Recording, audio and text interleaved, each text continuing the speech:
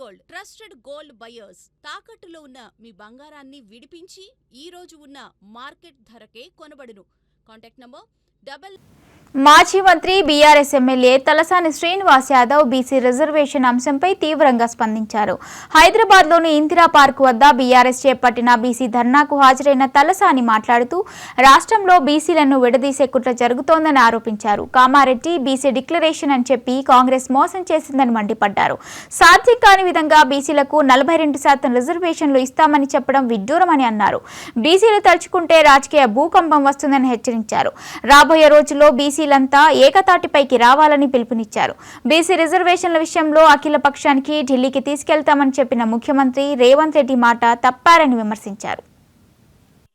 మన సమాజానికి రిక్వెస్ట్ చేసేది ఒకటే, ఈ రోజు నుంచి మనము బీసీలము అనేటువంటి నినాదమే పెట్టుకొని ముందుకు వెళ్ళాలని చెప్పి నేను ఈ సందర్భంగా తెలియజేస్తా ఉన్నాను. ఎందుకంటే మనల్ని విడదీసి రాజకీయం చేసే ప్రయత్నం కుట్రలు జరుగుతున్నాయి.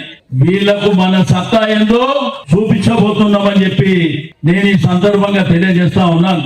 తెలంగాణ ఉద్యమాన్ని నడిపించింది ఈ యొక్క బడుగు బలహీన వర్గాలే కదా. ఈ రోజు 100% ఉంది ఎస్సీ బీసీ మైనారిటీలే కదా. ఈ తెలంగాణ సమాజంలో బిడ్డ జాగ్రత్తగా ఉండకపోతే భూకంపం వస్తుంది, గుర్తు పెట్టుకోండి. కామారెడ్డి డిక్లరేషన్ ఎవరు చేయమని చెప్పింది నీకు?